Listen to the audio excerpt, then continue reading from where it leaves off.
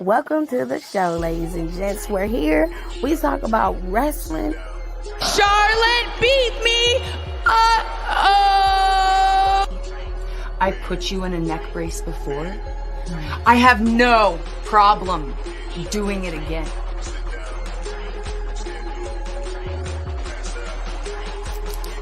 You haven't seen it, honey? Oh, bitch! No, the fuck no!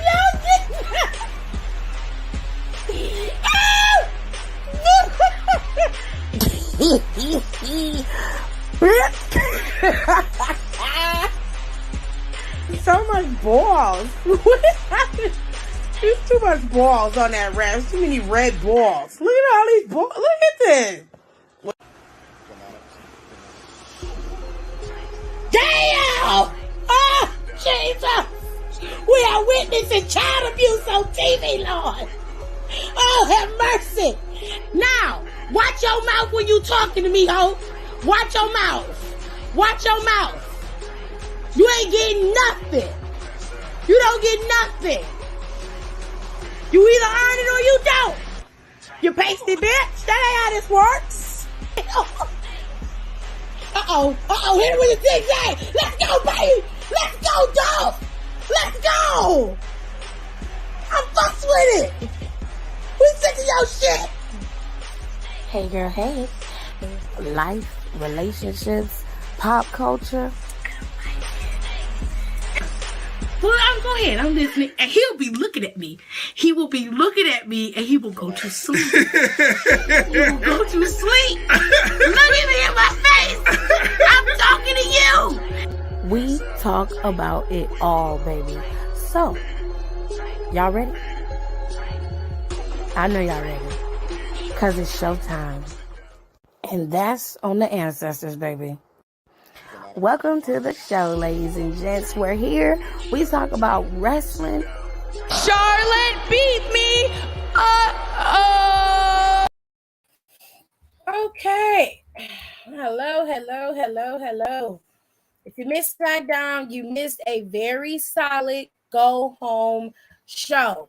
Okay? Smackdown kicked off with the Viking Raiders going up against New Day. That was the very first thing that we saw. It was a good match. They had this weird setup, but after you got into the match, it really, really worked.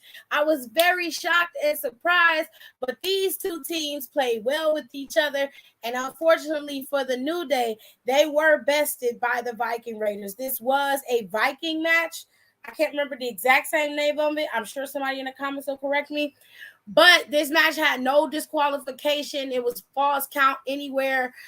So they were able to best the New Day. But New Day put up a stellar fight against the Viking Raiders. And at many points, they would have won that match. But ultimately, the Viking Raiders picked up the W. This match was meant to put them over. And therefore, they are. So now, where does this lead the Viking Raiders? Does it lead them to possibly going up against the bloodline and wrestling the bloodline eventually and becoming the champions?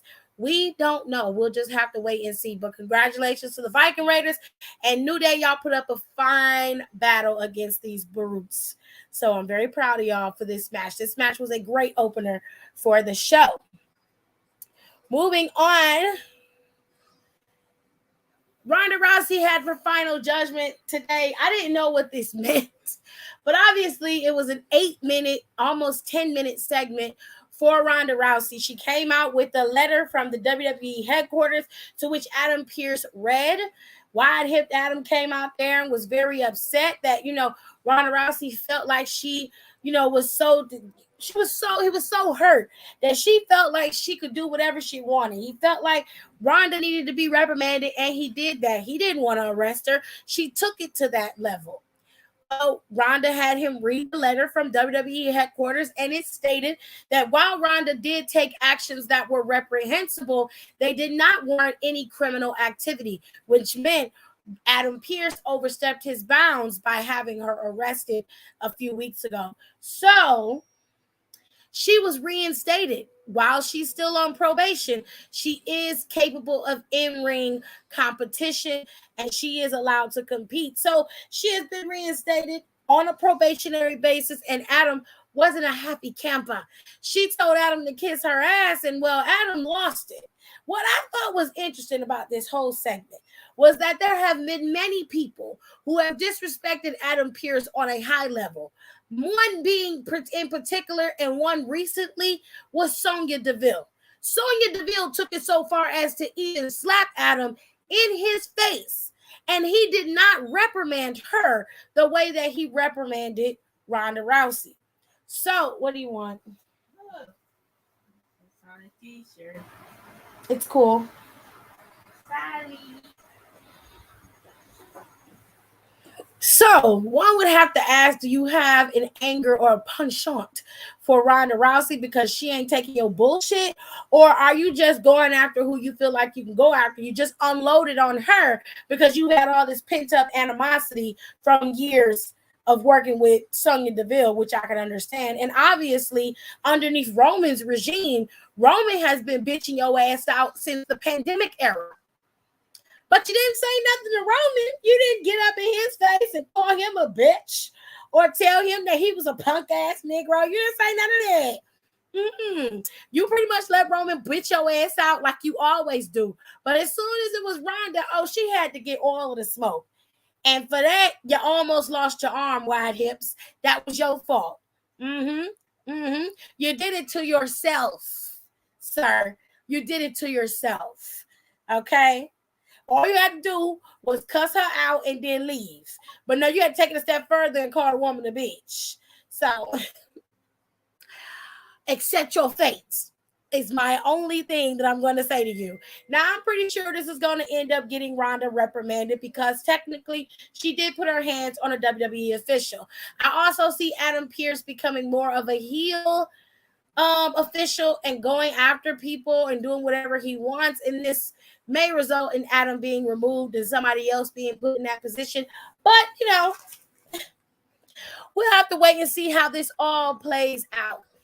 Karrion Kross, okay, Karrion Kross had a match today with Drew Gulak, and at first it looked like it was a little even keel, but Karrion was able to get the drop on Drew, and he ended up choking that man out in the middle of the ring to the point of not stopping. Okay, so Karrion got to showcase what he was capable of on Friday Night SmackDown, and of course, everybody was pleased.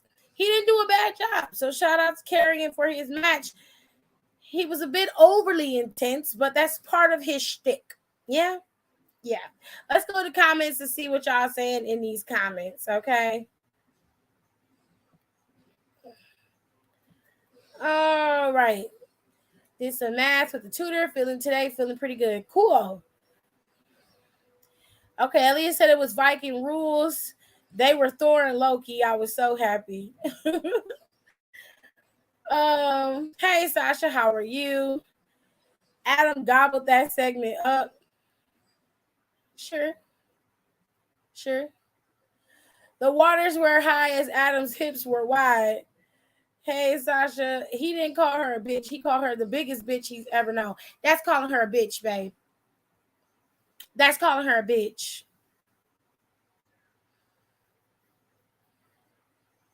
Out of the way, she's a bitch. That's calling her a bitch. Yeah, even though he was paired up with the Wicked Witch of the West for months, he did nothing to her, but he gave Ronda all the smoke. And then got mad because she got reinstated. You should have got mad at the board. You didn't get mad at Roman. Why you ain't take that shit out on Roman? Roman had your ass hemmed up in the ring, in the corner, like he was finna whoop your ass. All right? You ain't do that shit to Paul, and Paul used to go over your head every week to finagle shit so that he could have what he wanted for Roman. But you ain't do that shit to him. So you got what you earned. You should have kept your mouth shut, is what you should have did. Okay? You should have kept your mouth shut. Anywho's this? Scarlett is that girl. I want to see what she's gonna do in the ring. I want her to wrestle, and I hope Triple H lets her wrestle.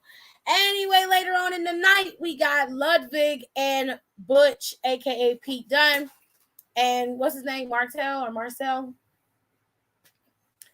It was. Anyway, we got these two battling it out over, obviously, one on Gunther and one for Sheamus. This ultimately ended up with Butch picking up the W over Ludwig, and he was in one of his onesies again. He was in wrestling gear this time.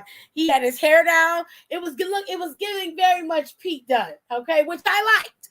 He didn't have to wrestle in his dress clothes. You know, he was able to actually put on gear today. So shout out to Trip for letting Pete Dunne be Pete Dunne today. Okay. Anyway, Sheamus wanted to go down with Gunther, but Ludwig got in the way and told him to back up. We're going to wait till Clash at the Castle. So we got a little interaction, but not a lot of interaction between the champ and the number one contender. This match right here,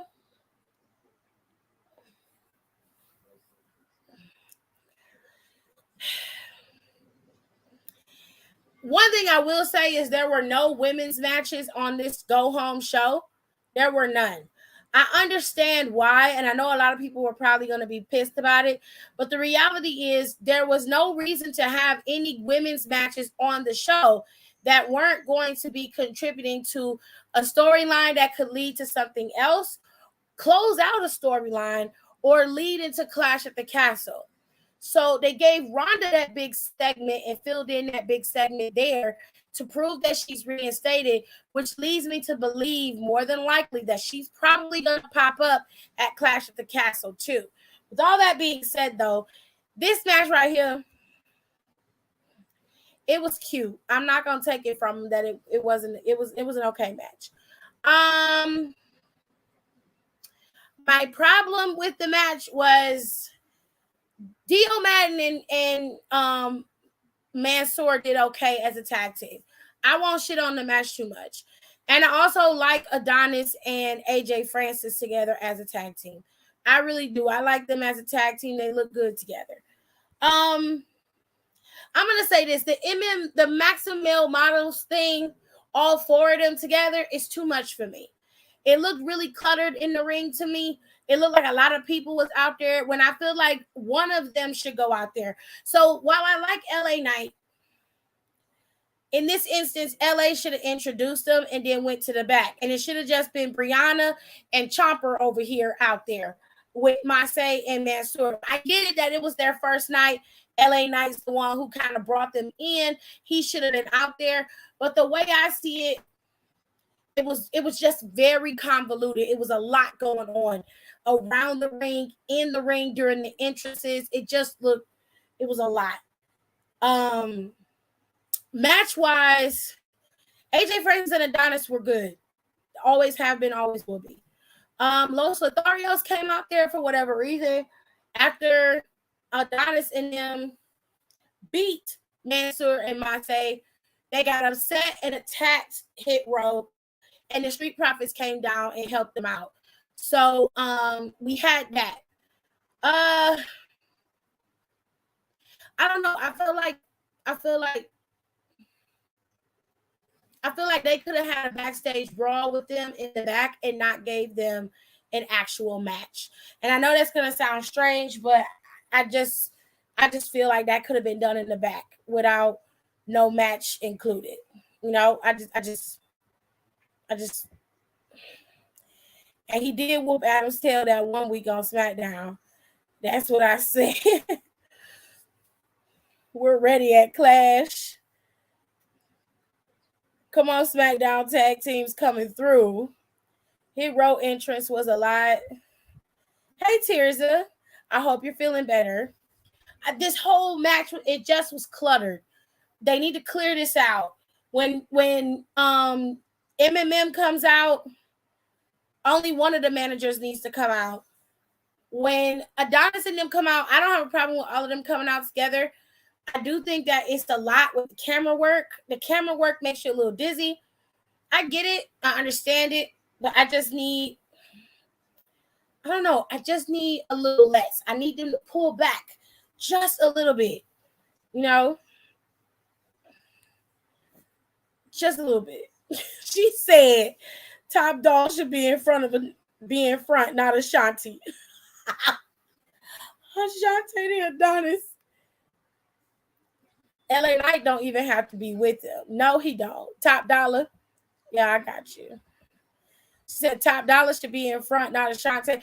Well, I think that's how I set the render up. And because Top Dollar is not facing the camera, it's okay that he's not in front. I mean, but Adonis did really good in the match tonight. He really, really did. It just was a convoluted match, and it was a lot going on. I don't want LA Knight to not be a part of the group.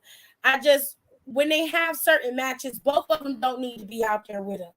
They both don't need to be out there. It just looked cluttered. It was so much going on at one time. It just was unnecessary.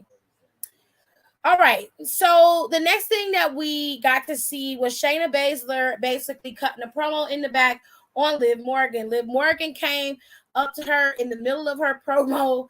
That bitch looked like she was high because she did not blink not once. Okay.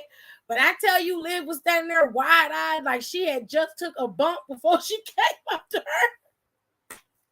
I said, girl, blink. Just blink once, please. Child. Hit Row needs to know what to do between their spots and their entrance. I can agree with that. I mean, they'll figure it out. They got plenty of time. They'll figure it out. She just was not blinking. She came back there and she went. She came back there. She was like, "You're not going to beat me." And Liv said, "Watch me." I'm like, "Girl, it looked like you watching her. Your eyes is wide as all get out." I said, "Girl, is you all right? Are you sipping on that yak? Are you high on that shit?" I said, "Damn. Goodness, look at Rico. Messy. Child, I died." I said, "Girl, you got to blink at some point, honey.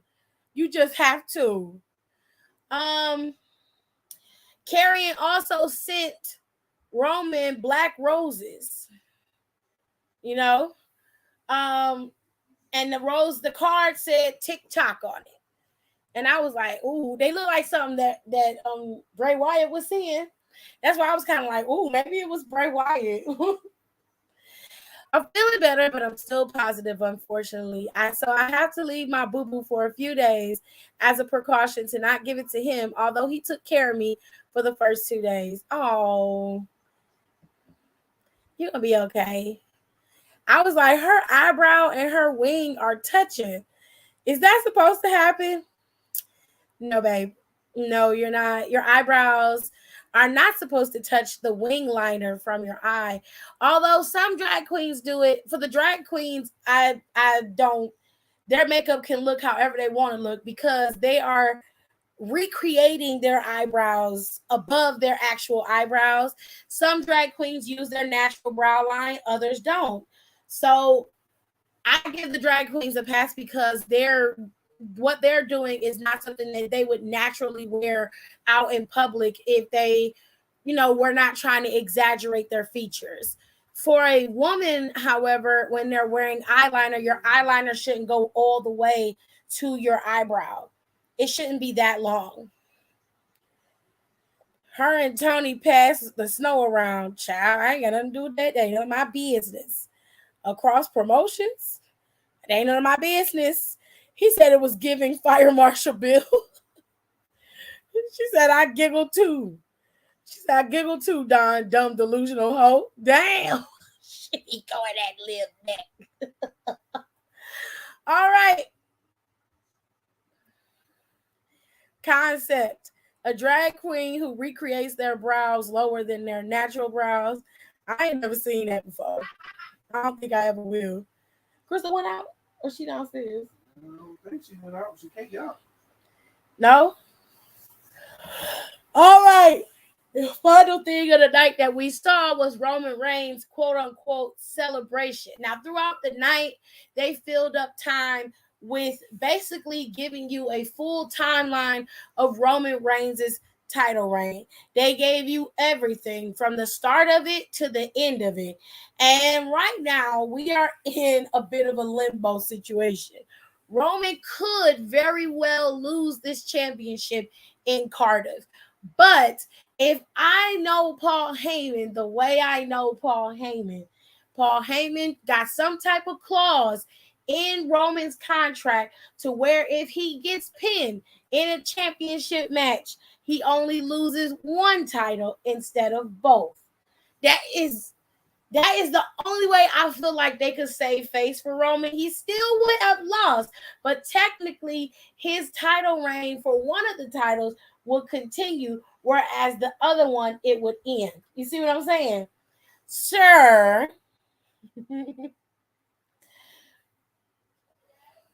this whole setup was kind of built for Drew McIntyre, okay? Drew basically took Roman out right at the car. For whatever reason, Roman wasn't already at the arena. He pulled up literally minutes before the show was about to end. Roman got attacked by Drew, kicked in the face, and then the boys were out there waiting. Now, instead of the bloodline going back there to get Drew, they waited for him to come out there because Roman had already got taken out. So in my mind, my cousin on the floor, I need to go back there and get my family, right? Ain't that the first thing you're going to think of? You're not going to stand in the middle of the ring and wait for shit to come to you. You're going to go to the problem. You feel me? Right. So they stand out there waiting with Sammy all in his dress duds. Sammy took the first hit. Sammy basically got put out with a headbutt, and then it was all Usos after that, and Sammy got up and was able to come and get in. All in all, Drew McIntyre laid out everybody in the bloodline by himself. Laid them all out individually. Put Jimmy through a table, hit Jay through the damn barricade, and damn near Claymore kicked Sammy in the face with a chair. Everybody was laid out prostrate before the Lord. Drew McIntyre got the microphone and said, I ain't gonna never stop till I get that championship. And at Cardiff, I'm taking that championship and I'm gonna become the undisputed WWE champion. That's what him said. And that's how SmackDown ended. SmackDown was live, though. It had some ups and some downs if you consider certain matches to be down. But for the most part, SmackDown did what it was supposed to do. It still got you hyped for Clash at the Castle. Whoever you rooting for, whether it be Roman Reigns, whether it be Drew McIntyre, whether it be Sheamus and Gunther, whether it be Sheamus or Gunther, whether it be Shayna or Liv, anybody who has a match at Clash at the Castle were all shown tonight on the show. Whether it be promo versus promo, you got to fight with your minions, or you actually end up fighting each other. They all had a piece that showed up at the show tonight to ensure that everybody would watch Clash at the Castle to see what's going down. Now, let's talk about some of the rumors, okay?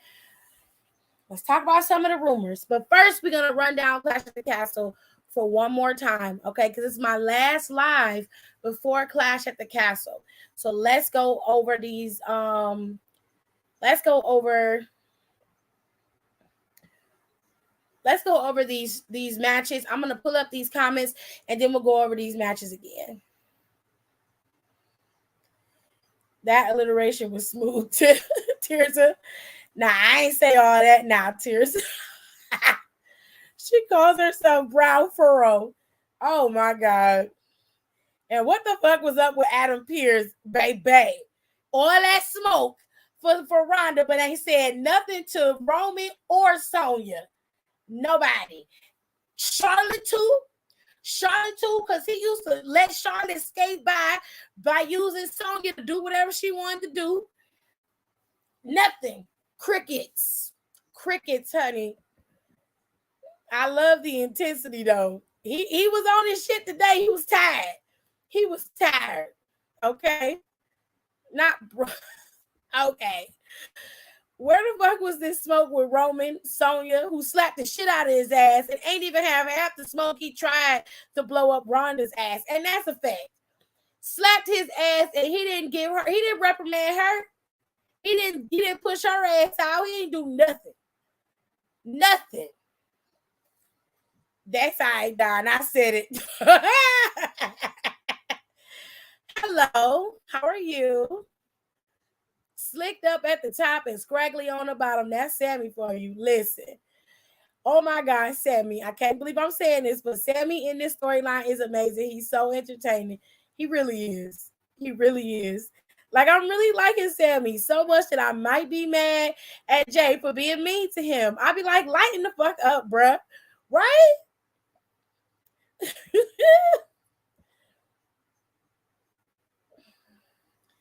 Hi, Kayla. I want to go to day one. Pray for it, y'all. Oh, you gonna go. Don't worry. I'm sitting there thinking, you're not master of ceremonies, you doofus. Let Sammy talk. Right? Be manifested. Sammy is doing his shit. He is. Sammy he done breathed life back into the bloodline in terms of people being interested because they were just coasting for a while. They was champions. Nobody could go up against them. And really having Sammy there as kind of like breaking up the cohesiveness of the squad, and maybe a little bit of trust is being put on him and not on Jay. And Jay Uso doesn't like that. He likes being the number one guy in the bloodline next to Roman. He likes being that guy. And when Sammy's coming in, having private conversations with Roman, talking about him, he feels threatened. So that's the issue.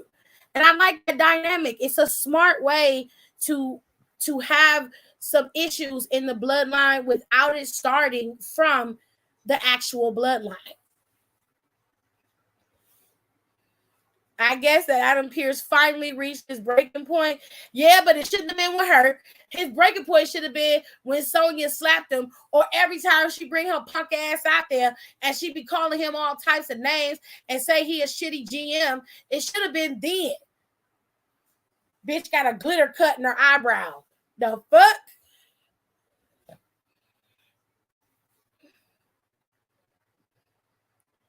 Why Jay be so angry? I just told you why, babes. As much as I love Roman, and I never bet against him, and I can't believe I'm even saying this, not all the way, because I do love Drew, but I am rooting for him to win tomorrow. Yes, darling. I am too. And it's because it's time to change. And it's not because Roman isn't doing his job. Sometimes you do your job so well that there's just nowhere else for you to go. And something has to be done. Something has to be put into motion. If you are not combining the women's titles, then those belts need to be separated. And you've got to move on from this era of wrestling and move into a new one. And if you're going to start now, this pay-per-view, this one, Clash at the Castle, is the beginning of the wrestling renaissance. This is where you need to start it. Don't wait until Mania. Don't wait until after the year starts. No, do it now. Do it now, because you got the draft coming up and we got all of this shit happening within the next couple of months, right before day one. And then at the end of January, you've got Royal Rumble. We don't have time to wait for you to decide when you're ready. You need to pull the trigger at Clash at the Castle. Make it so that there's a clause in Roman's title where the belts can be separated, but he doesn't lose but one. Make Roman the WWE Universal Champion and make Drew the WWE Champion again. Or if you want to give Drew the Universal Championship, fine. Give it to him. Send Roman and the Bloodline over to Raw. Let them run roughshod on Raw and keep Drew over there on SmackDown. That way you've already got your shit with Karrion Kross and Drew McIntyre. It's already set up for you, ready to go.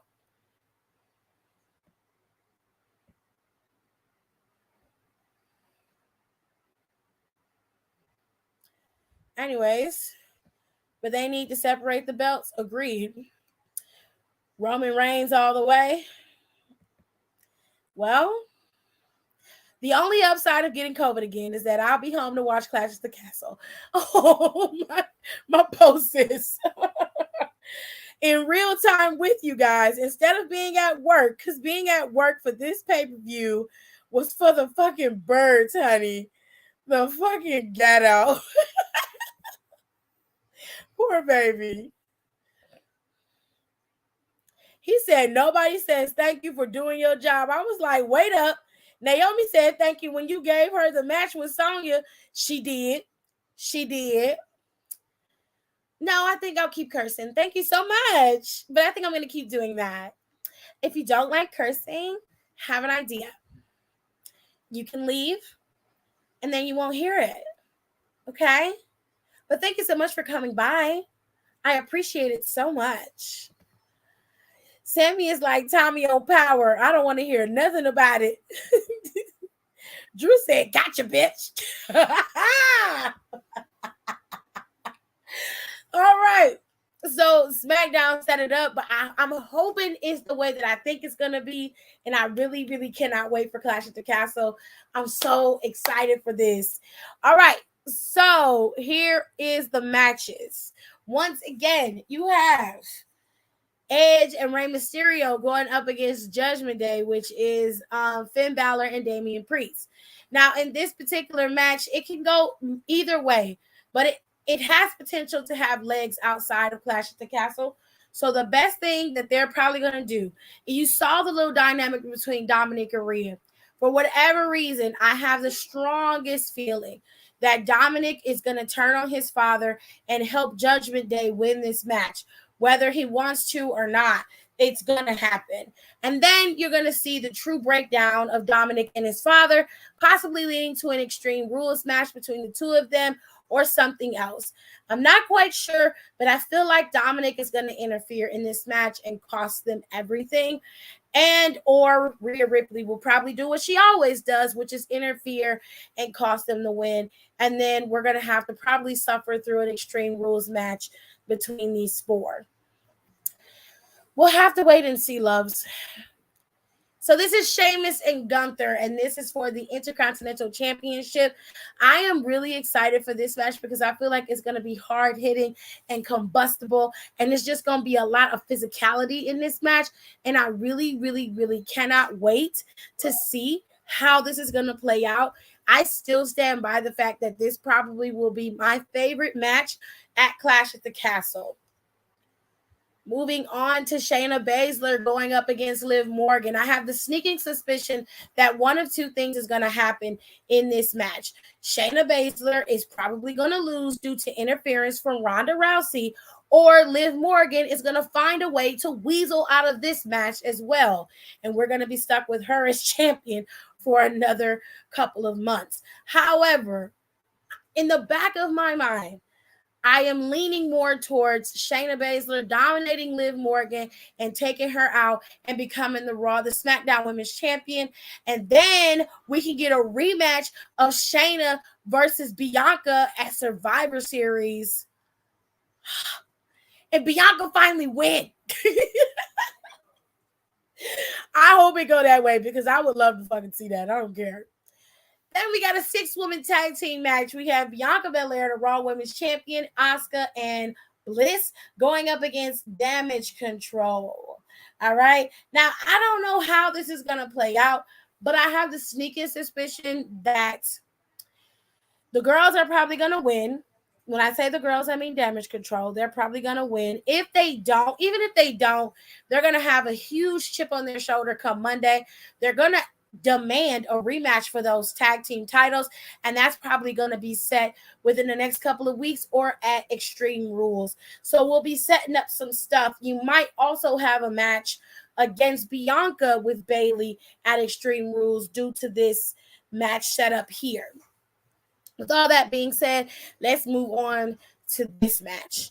This is Riddle and Rollins, and their match has become extremely volatile and extremely personal. After that just massacre of a promo that Seth Rollins cut on Matt Riddle,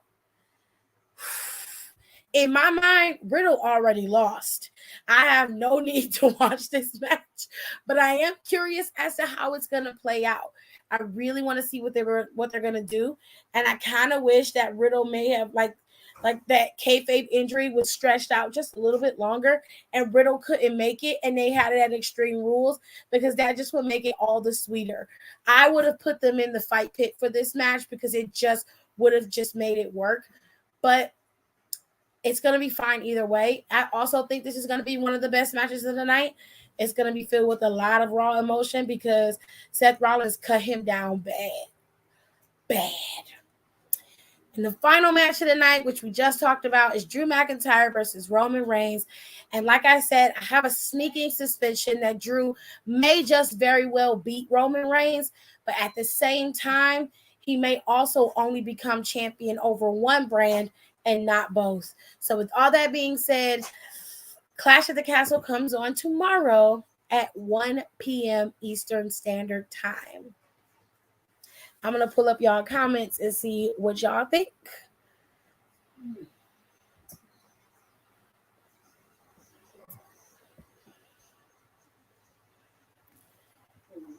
Roman is going on. Ooh. Such animosity. No need. They probably left anyway. It's okay. In all of the other matches, she was TV literally every time. Ooh. I love how it can go either way. Agreed. When Bianca faced her in NXT, it was her first title match, and she was still very green, but still took Shayna to the limit. So I'd love to see them go head-to-head again also, because Bianca has grown and evolved tremendously. Hello, King. Seth Rollins cut him down with such speed. Seth read him like a housewife. Oh, the housewives ain't got nothing on Seth, honey. Nothing. Seth took him to the night water, okay? I hid the user anyway. You didn't have to hide him, honey. I'm really excited for this show. I am too. So, Clash at the Castle is tomorrow, but Sunday, we've got Worlds Collide on Sunday, and I am so excited for Worlds Collide. I almost wish that it was coming on Saturday instead of Sunday, but it is what it is. So, let's hop into it. Worlds Collide is Sunday at 4 p.m. Eastern Standard Time. And we are going to get some banger matches here from Worlds Collide. All right. So let me put my banner up because I forgot to put that up. Same. Got my snacks and cocktails ready. The matches at Worlds Collide that they've set up are brilliantly placed. Let's start off with the Fatal 4-Way. This is Sunday at 4 p.m. We got the Fatal 4-Way for the Tag Team Unification match. All four of these teams are great. The weakest team in this bunch is Briggs and Jensen. I hate to say it, but they are. Gallus, Pretty Deadly, and the Creed Brothers are some of the strongest contenders for those tag team titles I've ever seen. And while Briggs and Jensen are leading up the pack at being at 4, in my opinion, if I'm ranking them, they're at the bottom, and I'm putting Creed Brothers and Gallus. You could interchange them in any spot. They all are amazing competitors. Briggs and Jensen just aren't at the same caliber as the other guys, but they do fit in. They do work well with each other, and they do have good matches. I don't know who's going to win this match. Honestly, it can go any way. Anybody could become the tag team champions, the undisputed tag team champions. It's very interesting how these matches for both pay-per-views are set up, and you really don't know who could win this. It's just interesting. Moving on to Ricochet versus Carmelo Hayes. Carmelo Hayes has been in his bag for quite some time, and he has not been bested, despite the fact that he has a little wimp of a wingman named Trick Williams on his side. He's been able to go through and blow through everybody in that mid-card division. Nobody has been able to carry that belt with that precision, with the exception of Adam Cole and maybe Johnny Gargano. So he's right up there with some of the best that NXT had to offer. With all that being said, Ricochet is a former NXT North American champion. And having come from the Blue brand on a high from being able to best Corbin in a 2-match series, coming back to NXT was probably, feeling like you're coming home. And now he's going after Carmelo Hayes. He wants to bring back glory and, honor to the North American Championship. But he got an uphill battle going up against Carmelo. Carmelo may be a lot of things, but a slouch is not one of them. And if he's going up against Carmelo, he better hope and pray that it's one of his off days. Because I honestly can't see Carmelo dropping that championship to Ricochet. But if he does, I'll be fucking shocked. Now, there has been times where NXT has swerved the hell out of us when they gave Dolph Ziggler that championship off of Braun Breaker. I don't think this is going to be one of those times. But like I said, I could be wrong. However, we're going to move on to the next bout. The NXT Tag Team Champions, Long Chin, Katana, and Kaden are going to be defending their championships against someone from a different world as well. Nikki and Piper both come from Raw. So they're going to be defending their titles against two Raw superstars, but former NXT competitors. Now, Nikki and Piper work very well together. We've seen them wrestle on the brand many, many times. They don't get the shine they rightfully deserve, but from the glimpses that we've been provided, Nikki and Piper work very well together. Katana and Kaden also are a seasoned tag team, and they have been for quite some time. They were a tag team before they even had fucking tag team belts. So it's very interesting to see the dynamic. Now, I know this is probably going to sound like, damn, Tiffany, you didn't even give it a chance. I want them to drop those titles to Piper and Nikki. And the reason why is because I feel like them having the championships, the time for them having the belts has passed. And yeah, after they got them, it was great. But then now that they have them, it's just like, I don't want them to have them. I want Piper and Nikki to get those titles because I feel like having them with the belts is just going to propel them forward, but more specifically, give those belts something to have someone to fight over them. Does that make sense? Am I making sense to anybody? Please, somebody in the comments, let me know if I'm making sense. Because if I sound weird, I will try to explain it again, but I feel like I don't know no other way to explain it. Did anyone see Triple H's interview with Ariel Helwani? I only saw the clip that I posted on my page. That was all I saw. I have no snacks, but the beverages are ready. The AEW ass lickers and dick suckers were mad, honey. At this point, they have no reason to be mad because I told them that's what it was. But nobody wanted to listen to me. Everybody wanted to laugh and act like it was a fucking joke because I said they were going up against the developmental. They were. You besting the developmental meant shit. That didn't mean anything. It just means that you were able to beat the developmental, bitch. What the fuck? I'm like, you were competing with the developmental. You did not even compete with the main roster on any level. What are you talking about? I got called all types of bed wenches and everything else. But now Triple H said, then y'all want to get in y'all feelings. But y'all mama's the word. Ain't nobody saying that. I'm like, who am I? What am I? I'm just a mere woman, just a mere woman. I don't know anything. Triple H had cleared them hoes. Less has been said. I wouldn't mind Nikki and Piper winning. No shade. You see what I mean? Like, do you get what I was trying to say though? Like, it's not that they're not capable. They are. I just feel like Nikki and Piper having it would just elevate the division.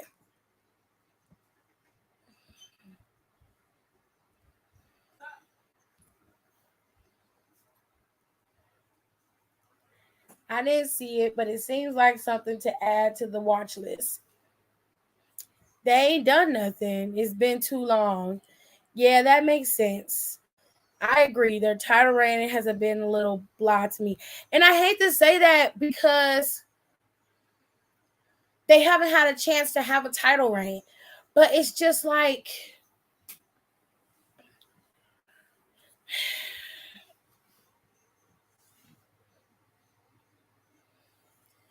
it's just like at this point, I'm just not interested in them being champions, if that makes sense. I'm just not interested in it. And I kind of understand why they didn't pull the trigger on them to begin with. It just, I don't know. I feel bad for saying it though. Having titles don't make you a champion. There's so much more to being a champion than just holding a title. They're like watching paint dry. And I hate to say that, but yeah, that is exactly it. Chris Jericho was mad, but I don't know why he was mad. It was the damn truth. Then TA ain't there no more, and everybody else are like faces. They can turn Yulisa and Valentina into heels. They don't have to be faces. Talking about how NXT sucks, blah, blah, blah. No more than Rampage and Elevation and Dark suck. Okay? I like a dance party as much as the next gal, but they're replaceable as champs. TA is still a part of NXT. They haven't been officially called up yet. I really feel like Katana and Kaden time in NXT is up. They are past NXT. They have nothing else to do there. Make them transitional champs like Raquel and Aaliyah are going to be. Agreed. To play devil's advocate, Kaden and Katana haven't had consistent booking because they were supposed to defend again Yulisa and Valentina, but then the plans got quietly scrapped. It doesn't matter if they defend against them or not. They're not entertaining enough for me to pay attention to. And I think that's what I was trying to say without saying it, but now I'm just going to say it. They're not entertaining enough for me to pay attention to them as a tag team champion. I don't know what it is exactly, but that bullshit gimmick that they have of being the life of the party, it's not true because they're not. They're just not. They're not fun to watch. Wrestling-wise, they're great. They need a manager, somebody who has the personality to push them over, because by themselves, they're horrible. I hate to say that. And I know that they haven't had an opportunity to get out the blocks yet. But, God, even when Toxic Attraction was champion, right? They made sense. If that makes sense, it made sense. You didn't hate them because they were all shitty wrestlers. You hated them because they thought really high of themselves, and sometimes they didn't produce enough to think that high of themselves. You know what I'm saying? Liv has that same issue for me, and I've said that about her from the beginning. She was the sentimental favorite to win the Money in the Bank. She won, became champion, and has done nothing to hold my interest. The people she went up against is what had your interest. It wasn't her. Rick Boogs could elevate them. He could. But I love Boogs and Shinsuke as a tag team. However, I wouldn't mind him going back.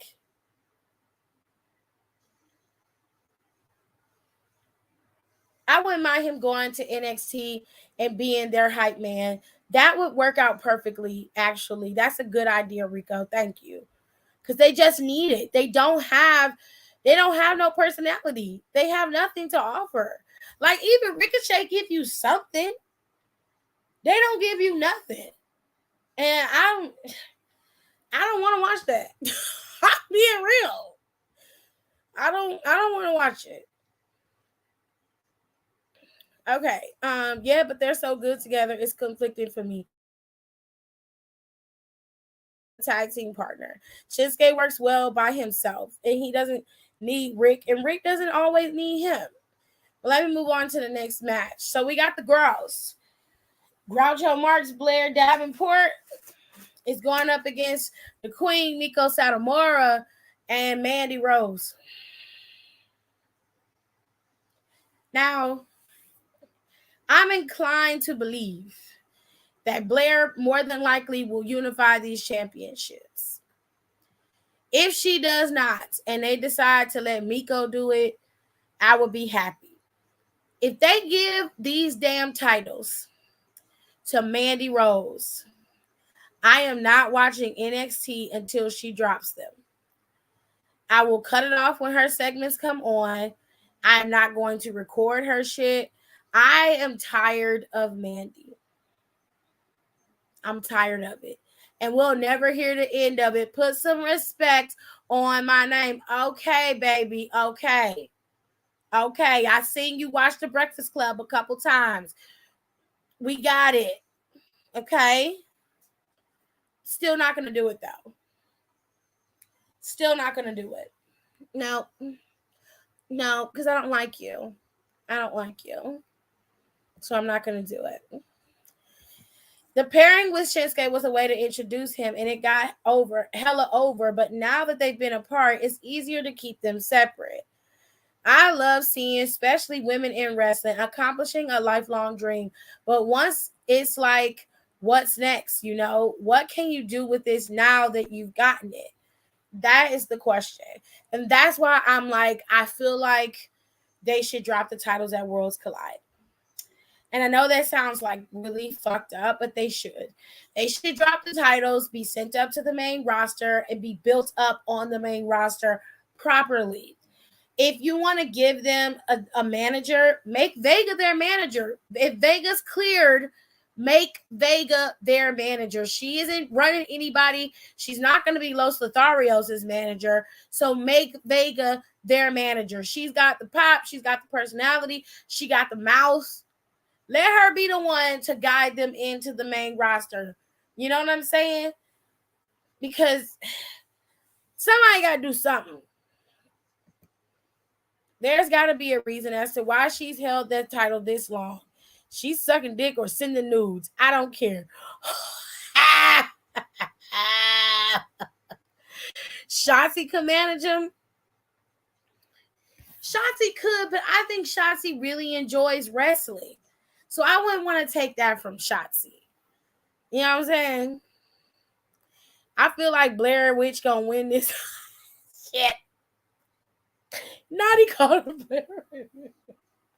KB called her Blair Witch. Jesus. No. KB, cut it out. Cut it out.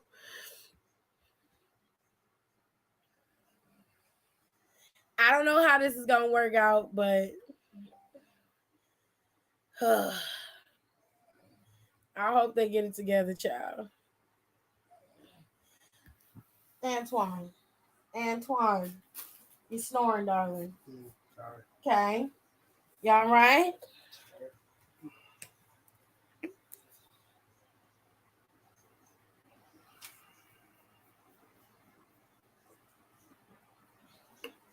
Wanna go sleep?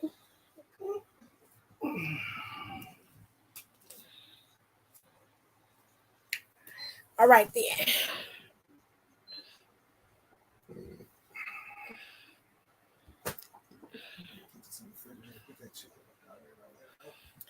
Like, I get it. I was a little girl who loved wrestling and dreamt about one day being able to do it, but you need star quality to be a champion. There's so much that goes into being a wrestler, especially if you want to be hired by WWE. That's a bar right there. That is a bar. These two pay-per-views back to back are very much the game changer.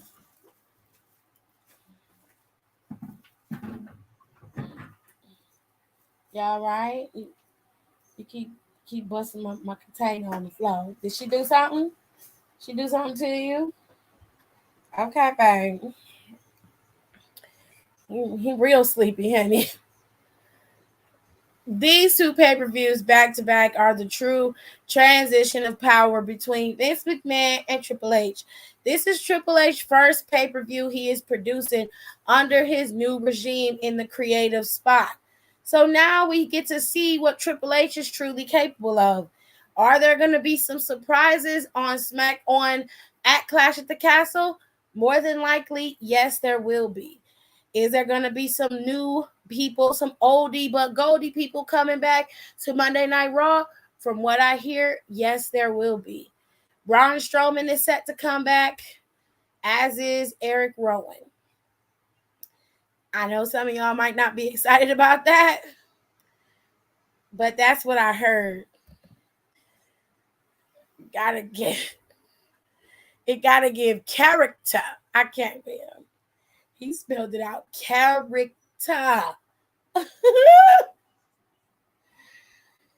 And that's it, ladies and gents. I have no more commentary for you guys. I do not really want to miss. I do not want to miss Clash at the Castle tomorrow. I gotta get AJ to get up and go get our snack for that. So we got a lot we gotta do tomorrow, honey. It comes on at 1 p.m. tomorrow. He's the character. Eric Rowan, really? And that's what I'm hearing. That's what I've been hearing. I have been sent so many different publications that are talking about Eric Rowan possibly coming back, as well as Braun Strowman.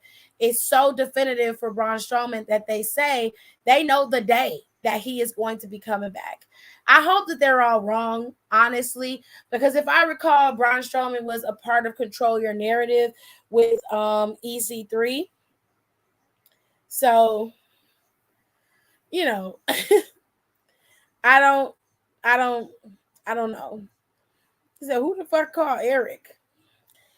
Well, maybe it has something to do with Bray Wyatt. Maybe Bray Wyatt's resurrecting his cult. You know? All I know is I better hear Broken Dreams when Drew comes out. Well, you know what? Drew McIntyre was working out to Broken Dreams on his Instagram video. You should go look at it. They had that song playing in the background of the video of him doing his workout, and it involved him chopping wood, which I just, for some reason, I find to be so alluring. Anyway, I watched the video a couple times. Mind your business. I can feel your judgment through the screen. Mind your business, okay? I don't say nothing to you when you be lusting after who you lust after. Don't you mind your business, okay? Anyway, Don don't give a damn about him coming back. He's like, I got some smoke, okay?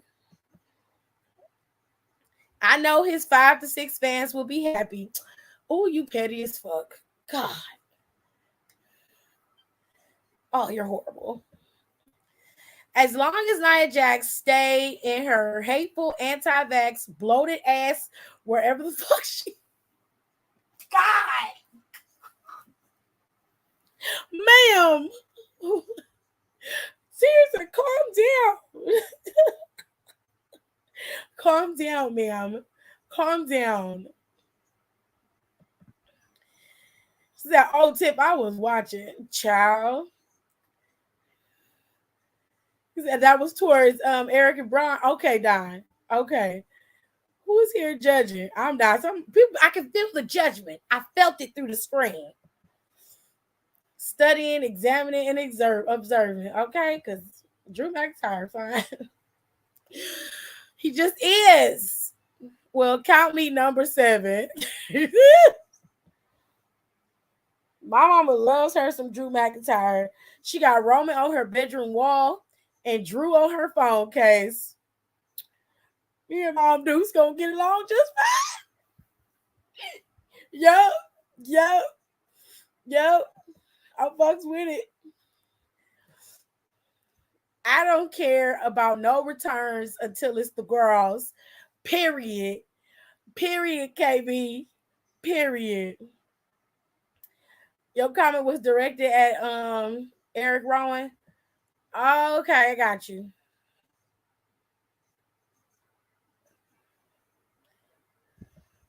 I got you.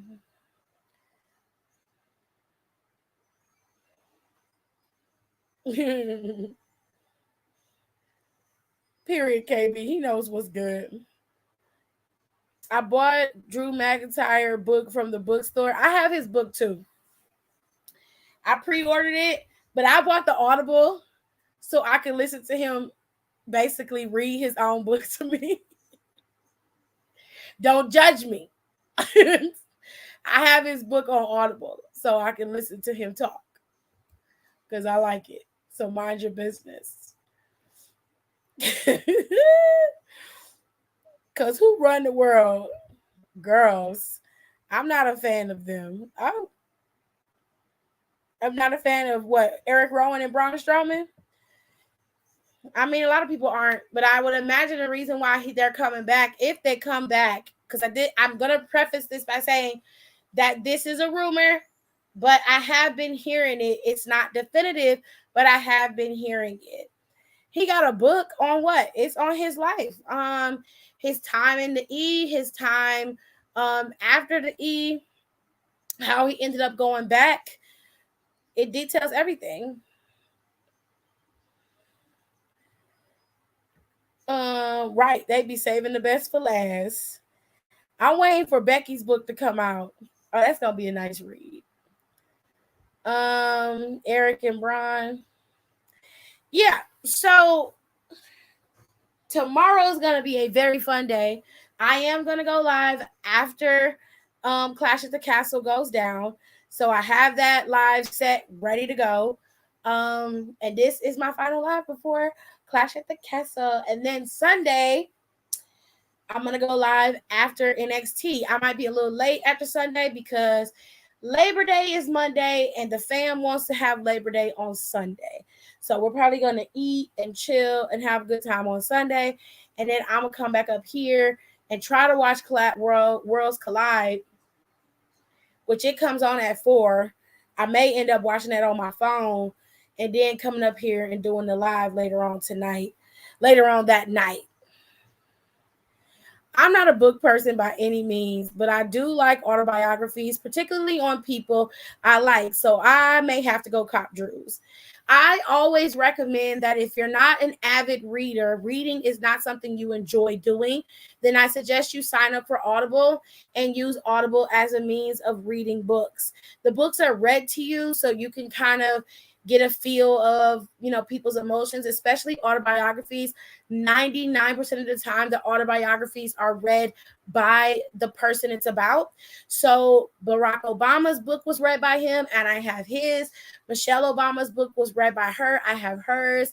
A lot of books that are autobiographies, or any book that sometimes an author writes that they want to convey the right emotion with, they will actually do the Audible themselves, because the Audible is just the better choice for a lot of people, especially those of y'all who don't like reading, because reading isn't everybody's forte. So I get it. You okay, babe? What's the matter? You sure you're all right? Yeah. Hold tight, y'all. Give me 1 second. Let me check on JJ. Damn right, we take turns being wrong. I get real accountable when I'm alone. I get real about it all when I'm alone. It's so crazy missing you back it on. Now Julio made me Fulvio, and I might hit your phone up with that rock vibe. Missing my da-da-da, missing that all of this love is toxic. All of this love is toxic. All these kisses and hugs and toxic. You a damn drug, toxic. If you don't wanna see me,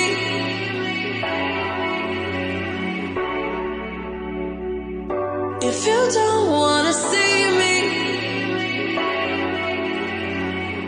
did a full 180, crazy, thinking about the way I was. Did the heartbreak change me, baby?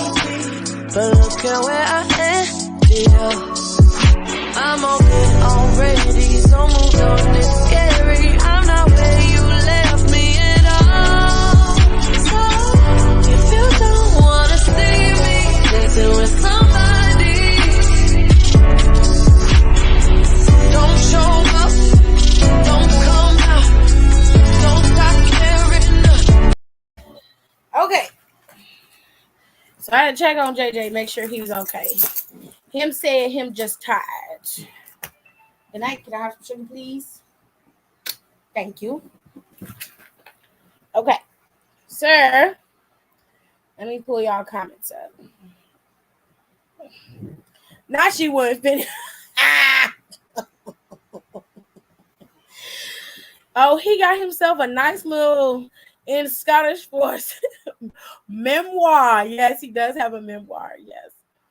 One of the reasons I'm so 50-50, I'm 50-50 on Drew versus Roman is because not only are there two of my favorites, but they are both fine as hell. Kayla is always 100% truthful, and I respect that. She is authentically herself. Go ahead. Okay. Yeah, I might get the audible because it's the accent for me. Hold on, let me see if I can pull it up on my phone.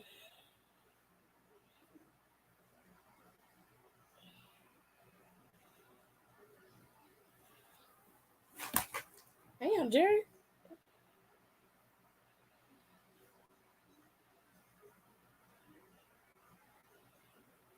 Hold on, y'all.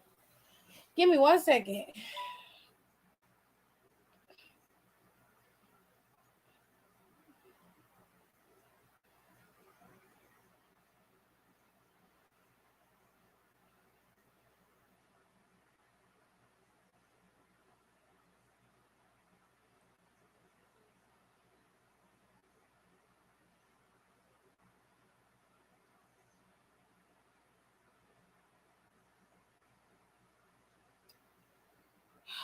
God.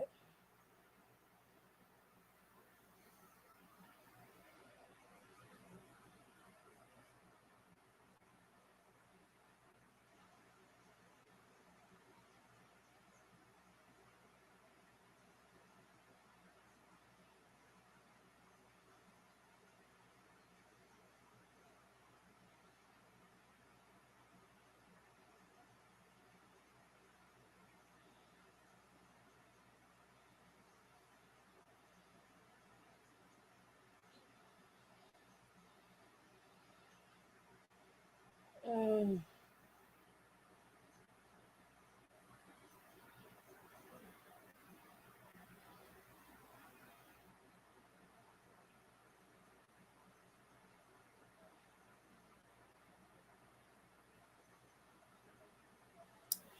anyways, y'all.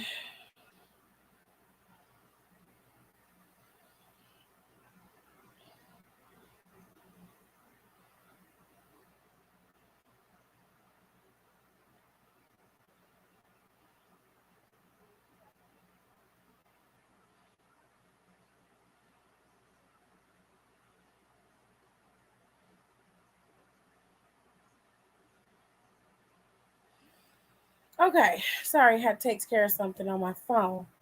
I gotta work both days, so I gotta watch later. It's gonna be hard to ignore them spoilers, honey. It's gonna be hard because they're gonna be everywhere. My schedule actually perfectly aligned because I got a closing shift tomorrow and a morning shift on Sunday. Ain't God good? Ain't it good to know you can whisper to him? Okay? I can't wait for Becky's book to come out. I bought the Bella's book in 2020 and I ain't finished it yet. Child. I just tried out Audible and it ain't for me. I keep getting sidetracked and the book becomes white noise. If you look at Audible as a podcast instead of a book, I think you would enjoy it better. I love Audible. It's a nightstand piece. Not as a nice nightstand piece. I can't. No shade to my girls. I, don't blame you, Don. I don't blame you, Don. I wouldn't finish that shit either. Shady Queen. Just said, nah, I'm kidding. But I shall find a way to purchase Jeanette McCurdy's book. I heard the Bella's book is good. It's a good book. I just don't like spreading book cheeks. Why I got to be cheeks? The Bella's book was good.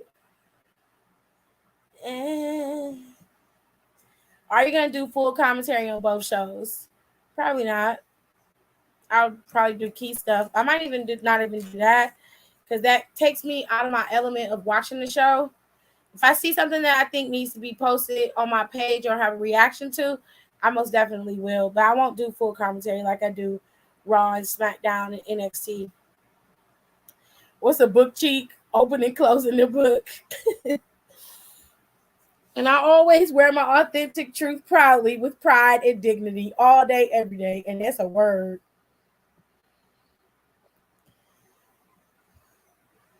Oh, yes. Like spreading cheeks, but for books. I'm serious on Audible, though. I'm a very visual person. So being able to hear his voice narrate the book will make it easier for me to visualize it. Exactly. That's kind of what Audible does. Like when you're working out or when you are cooking and you want to listen to something, but you don't necessarily want to play music, you can use Audible. And Audible just has an array of books. You can find, especially for us Black girls, there are affirmations for Black girls on there. There are self-help books and life coaching books. There is a whole section of Audible that's free that you could listen to, that's podcast wise. You can listen to so much stuff on Audible that are like fiction books, nonfiction books. They will tell the story for you without you having to create the story in your head.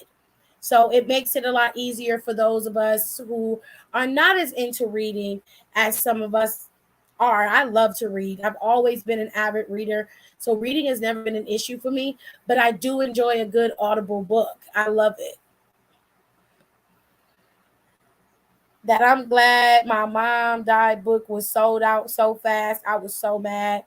I think I'm going to buy it on Audible. I think she has it on Audible. Well, you can always try Amazon. It's going to be out the ass, but you could. My sister works for the publishing company that published her book, so she got hers for free. Really? Maybe that's what I need because I can't, and I love a good podcast. When I need something to listen to, I always put on the podcast. I appreciate that. I hope it's my podcast. I tried doing it as a podcast, but I would literally just stop paying attention and then be like 2 chapters in. Hold on. I ain't listening in an hour. What's going on? Well, depends on the type of book you're listening to and if you're really interested in listening to said book. If you're not interested in it, then I recommend after the first couple of hours you've read it to turn it off. I like listening to it like it's a podcast. I let it play and I will tone everything out and just let the book play. I also have a lot of adult books on my Audible because I can read an adult book, but because it's an adult book, sometimes my nephews and stuff are here, my nieces are here, and I don't want them to see my smut. So I put myself away, but I will read my adult books through Audible, and they have actors voicing the book characters. It makes it a little bit easier to hear the voices and be like, okay, this I like. I don't have to create the character in my head. I can the character's already made in my head, and you can kind of visualize things differently, if that makes sense. But Rico, I don't know what it is about you and the book. I think you're reading too much into it. I think what you have to do first is find a genre that you're interested in and then listen to it on Audible. Then maybe you can kind of understand it because you're not interested in listening. If you're not interested in listening to true crime, you're not going to put on a true crime podcast, if that makes sense.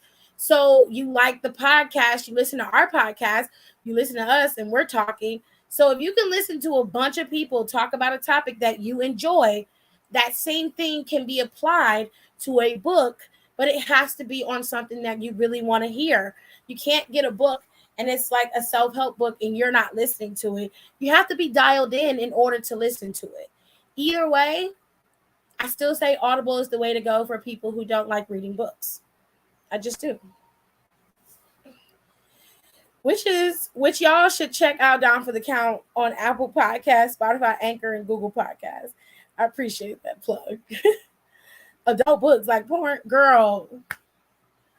It is called erotica, ma'am. And no, it is not porn. Not all of it is just pornographic. There are some books that I have. There's a book by Rilsey Adams. Let me see. It's called 8.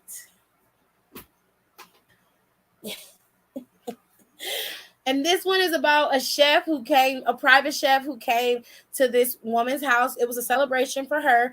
She just sold her company and she was, really happy about it. Her and her friend was supposed to celebrate together, but the friend ended up flaking on her and she ended up kicking it with this private chef for the night. And it turns into some shit. And well, I'm going to show y'all the book. Hold on.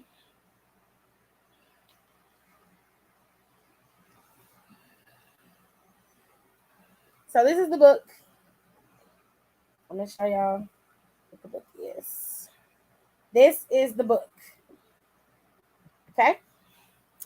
I like reading it. It's fun.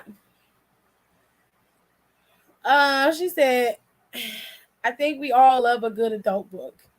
Of course. Y'all see my hair was a mess? Always a mess. Anyway, one thing I learned about listening to books, don't listen to it in one run. Take breaks every few chapters so that you can go back to the book you are more excited to listen to. Right. That's a fair assessment. Now, Tirza, some of them be having some good stories. Yes, they do. Erotica, why are you reading that when you got a husband to live out those fantasies with? Well, Tirza, I will tell you. I like reading these stories. Number one, you get ideas. And number two, you get ideas. Plus, it's not that I'm not interested in AJ. I love him. I will do anything for him in that regard and on the level of mental and physical. All of that. I love him. But sometimes AJ doesn't want it. Sometimes I don't want it. Sometimes circumstances, we don't get it. And sometimes you're just not in the mood. So you read a book like this, it can kind of help you get there. You can be like, ooh, this is a good idea. You might want to try this. It ain't about fantasizing about somebody else. This is about getting some information, okay? She said, I can't wait till I get married because baby. I told y'all that one I read where the dad was falling in love with a man after his heroin addicted wife left him with massive debt and then died. Oh my God. Yes, ideas, bitch. You do get good ideas. Let me tell you, this lady, Rilsey Adams, I don't know what she got going on, but she got some shit going on in her life, okay? Because this lady right here, the last book I read by her was called Surrender. The last book I read by her was called Surrender. And the book's premise was this, okay? This girl was in college with this other dude, and they liked each other. They had got tipsy one night, and they were going to sleep with each other, but they ended up not going there.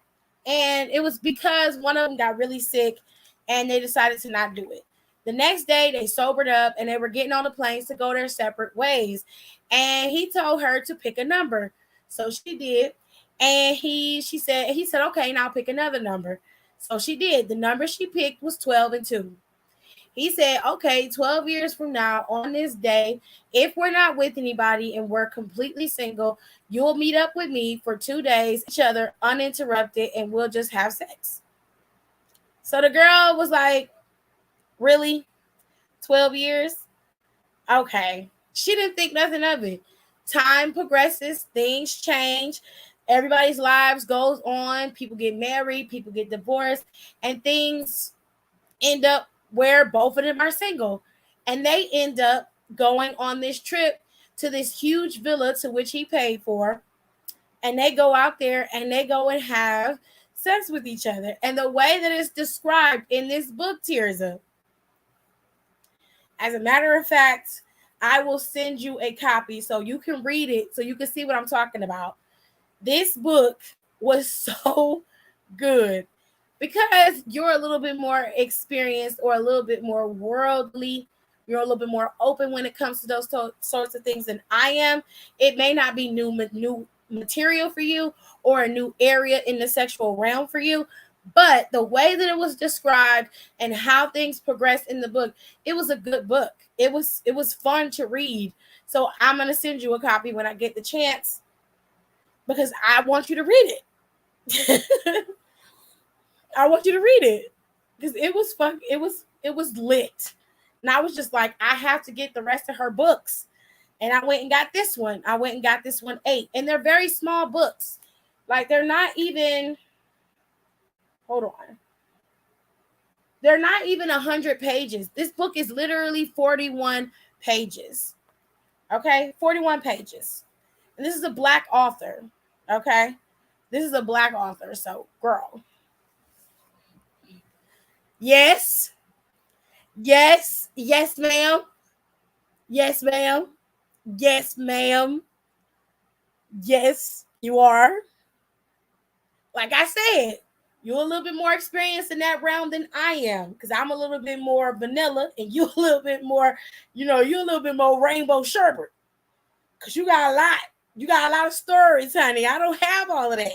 So you might be a little bit more experienced in that realm than I am. It might not get you like overboard, ready to jump bones all day, but I think it'll get you where you need to be. For sure.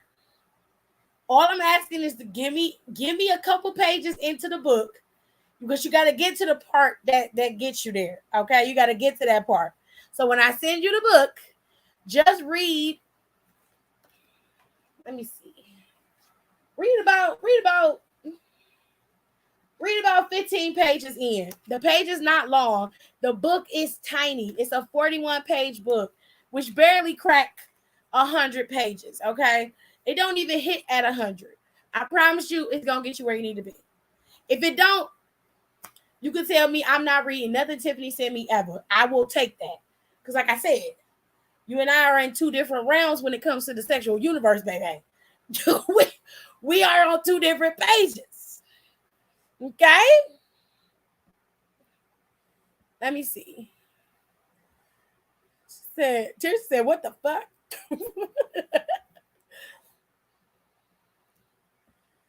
I hear you, sis. I hear you. I'm telling you. The wife died, accidental OD, and he didn't tell his son about it. What the fuck?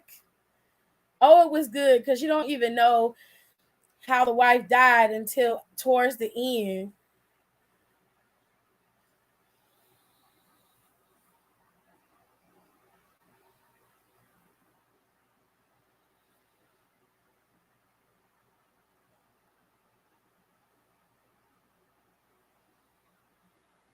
Okay.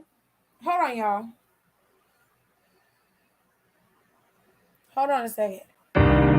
Damn right we take turns being wrong. I get real accountable when I'm alone. I get real about it all when I'm alone. It's so crazy missing you. I get on.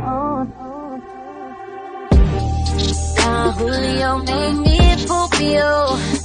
And I might hit your phone up with that ba-ba-ba. Listen, my da-da-da. Listen, that all of this love is toxic. All of this love is. Anyways, he was an absolute mess, and I loved it. Unless you want to be put through some trauma, don't read Colleen Hoover. Colleen Hoover's a fucking hack. Oh, God. I know, but that inner hand colored people love her. Not inner hand. The white women on TikTok love her. The white. He said the white women. Even though she's written the same book 20,000 times, they've been in love with her on YouTube for like 7 years. And baby, you're going to finish it like, let me call Malcolm. I got some ish I want to try. Speaking of fucking girl. Now, 41 pages, I don't do that Mine are usually in the range of 200 to 300. It's a small book because it's not trying to be. It's a small book because it focuses on just one aspect. It's one situation. It's not going to tell you their life story and tell you what happened afterwards. It's only focusing on the sex. Dead ass. How they got here, what they're doing. It is very, very, very descriptive. Extremely descriptive.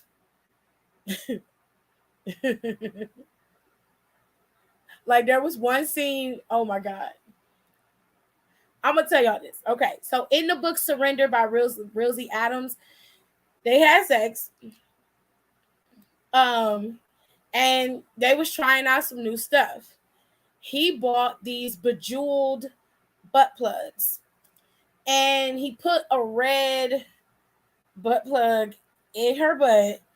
And the description in the book was they were having sex and he could see the jewel, and that turned him on because he felt like she had a pretty butthole. Now that she had this red jewel on her butt.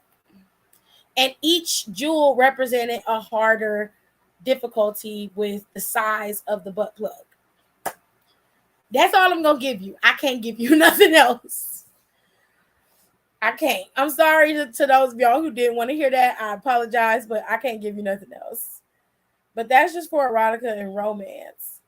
I read this real crazy book about this murder where these identical girl triplets live in this town with this mystery murder, and one man survived and described that the killer looked like the girls. Has anyone seen Kendrick Lamar's new video for We Cry Together? Nope, I haven't seen it yet. I didn't know it was out. I'm going to watch it after I get off live. So the three girls got to figure out who is the killer out of the three of them and how they can all prove they're innocent. And that twist in that book was crazy. That's like that show Don was watching. Bejeweled. Not a butt plug, bitch. I'm dead ass serious. Let me see if I can find that book. Where did I put it? I think it's up front. When I find it, I will read the snippet in the DM when I send it to you, Tirza, so you can hear what I'm talking about. Because you have to hear it written in her words in order to understand. Rubies, emeralds, and diamonds. I'm just telling you what it said. Woo, child, ruby red. I can't help. I'm just telling you what it said. Anyways, let me go and cut this part out of the damn live before I get flagged. Anyways, y'all make sure y'all go to bed because you need to get up by 11 so y'all can watch Clash at the Castle at 1. Okay, because across the pond, it's going to be the next day. Okay, it's going to be Sunday for them, I think. Ain't that right? It's going to be Sunday for them in the UK. Am I crazy? Or it's nighttime. It's nighttime over in the UK at 1 p.m. our time. That's what it is. I'm sorry. I'm all over the place, child.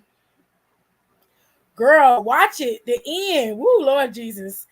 Mary, Mother, or Nazareth. It's 8 hours ahead. Okay, so they the same day. It's going to be nighttime their time. Okay, so y'all got to get up and go watch that. Make sure that it's going to be 8 or 9. That's cool. Make sure y'all tune back into the live afterwards because I'm going to do the show after the show is over with. It shouldn't last no more than 3 hours. Maybe 3.5. I wouldn't let it go no further than that. And I'll see y'all tomorrow. I'm going to go live tomorrow because it's going to be different. I'll see y'all then. Y'all have a good night. Day is done. Thank y'all so much for coming and being part of my show. Please don't forget to rate, comment, and subscribe on the channel. It really helps to get my content out there for everybody to see. And I feel like even though we're a wrestling channel, We talk about a little bit of everything over here when I go live. So make sure you guys follow me on my social media as well.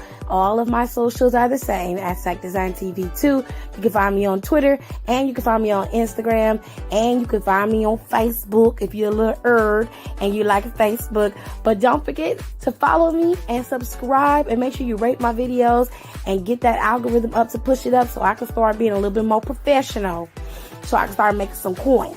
Okay? I will talk to y'all later. Love you. Bye.